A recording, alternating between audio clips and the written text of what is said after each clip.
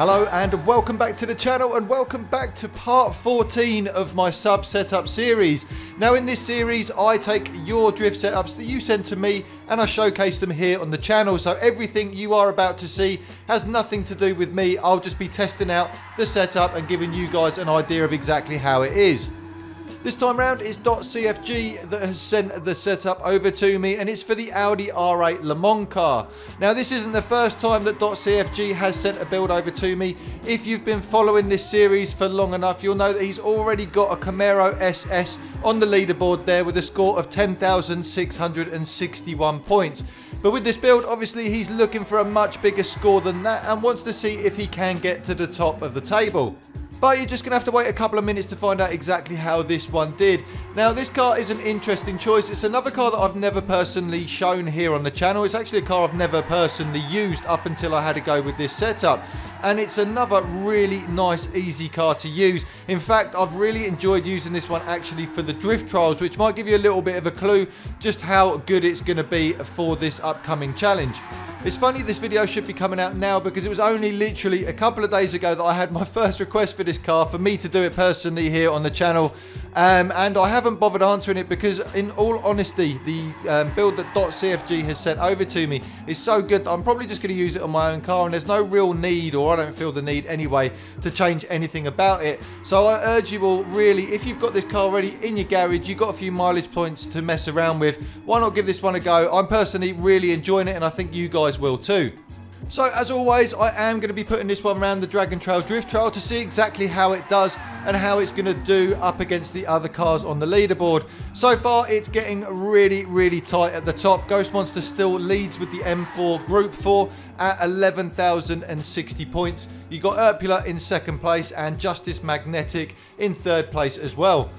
I'm not going to go into huge details about the rules of this competition. If you do want to check any of those out, just go back to one of the older videos. I have set up a specific playlist on the channel just for the sub setups themselves. But in case you haven't seen one of these before, it's very simple. I get 5 minutes to do as many attempts as I possibly can at the Dragon Trail Drift Trial with this particular car. Whatever is the highest scoring run is the one that will be recorded. But as I hinted to a minute ago, this car has a certain way about it which just works with drift trials.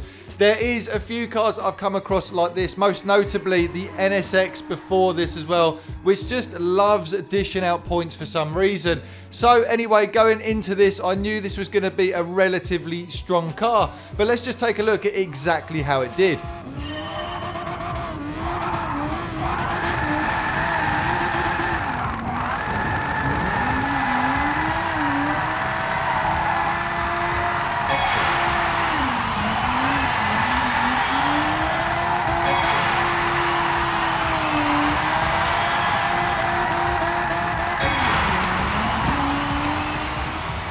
And so there we go, across the line with an enormous score. In fact, the biggest score that I've ever personally had on the Dragon Trail Drift Trial of 11,133 points. That firmly puts you, Dot.cfg, at the top of the leaderboard, and it's well deserved. I knew this car was going to be good from the moment I started using it, but I had no idea that I was going to be smashing my personal goals like this. So let me just say a huge thank you to you, Dot.cfg, for sending this one over to me. I know I've had it for months and months and months. It has taken me a long time to get through this list of stuff that you guys have been sending over to me, but it's been really worth the wait. So again, a massive thank you for sending this one over to me. I do still have another few to get through before I will start taking your guys' builds again, but hold tight because it's not going to be too much longer now, and I will let you know as soon as I want to start seeing them.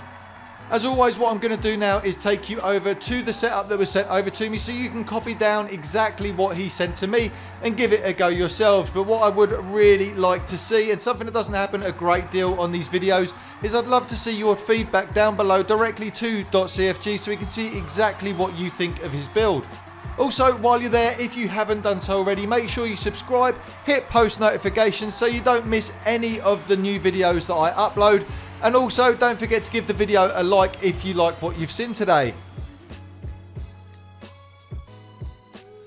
Okay, so this is the build that got sent over to me. I have copied exactly down what was in the pictures, so you are good to give this one a go. But like I say, please make sure you leave some feedback below to let Dot.cfg know exactly what you think of the build. So for this one, the power level remains at level 1 there and just gets taken all the way to 108%, which is still going to leave you a more than ample 633 brake horsepower.